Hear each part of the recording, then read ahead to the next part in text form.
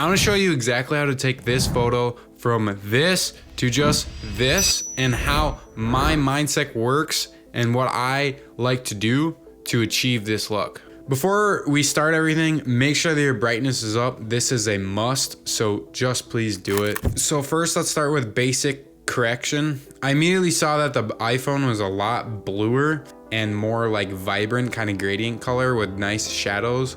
So I instantly downed the temperature just a little bit. I would say like 8 something. Yeah, about 8.1. Now let's add that tint to kind of help the shadows and bring out that little redness in it. Now let's mess with the saturation just to help that blueness pop and help the shadows. About right there.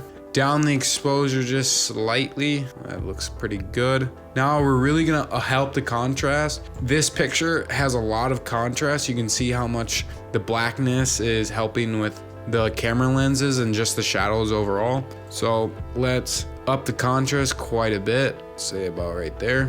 Now we just want to tint the highlights slightly just to help that white really pop. Same with the camera lens to give it that nice little ring white. So just barely about, that's pretty good. And then we're gonna mess with the shadows to give it a nice deep color cinematic look. And then let's up the whites just a little bit to help that blue color pop a little bit. Also with the white on the background, you can around the iPhone, and it helps the background kind of give it a little bit of a nice lighting. Next, let's decrease the blacks just a hair because you can see that on the bottom of this one, there's a bit of like a blackness, and you can see on the top left, it's bright. So let's go to blacks and just decrease it slightly. You can see how it's barely affecting that top left, but it's affecting the bottom right. The right and bottom side. We've got a pretty good start. Now we just got to do the color gradient. Actually, to be honest, that kind of, in my opinion, that looks better. And if you don't want to do all of this, I have an entire LUT pack made just for this. That's in the link in the description. So you can get high quality LUTs just like this for every single one of your videos. It's just an easy drag and drop process. No wasting time at all. Just boom, boom, done. Get back to it. Now let's go into the RGB curves. You can see at the top of this that if this exceeds over 100, then the information of that specific color is not going to no longer process, which is very bad. So now let's go to the curves and mess with the shadows, midtone, and highlights. The bottom one is going to be your shadows. The middle one is going to be your midtone, and then the top one's going to be your highlights.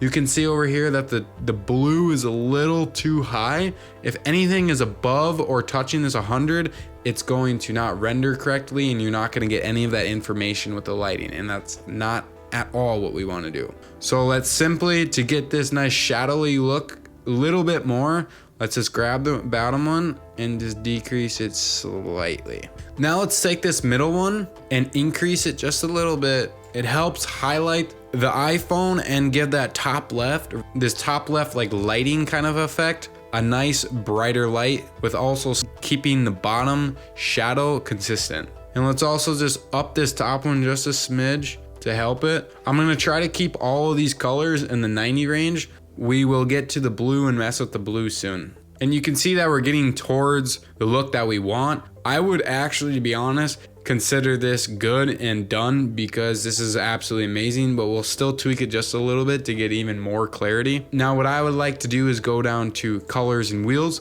and mess with the highlights, shadows, and midtones just to have that phone have a little bit of better gradient on the bottom all the way to the top left. So for highlights, let's move it up kind of to the right, just towards like the pinkish and reddish to help that red go a little bit over that 90 mark. And to give more of like a little of a blue tint, just decrease these shadows just a little bit towards the blue. Not too much because then you're gonna lose out on this nice shadow effect on the bottom. Just barely. And we're almost done. All we have to do is now is kind of fix this blue. I personally love this, but you can tell by the scopes that this blue is a little too high, so let's decrease that just a smidge. To do that, let's go back to our curves, click on the bottom left one and decrease it just slightly a little bit. I want it to be just right above this teal and green colors. Now let's try to decrease this top one.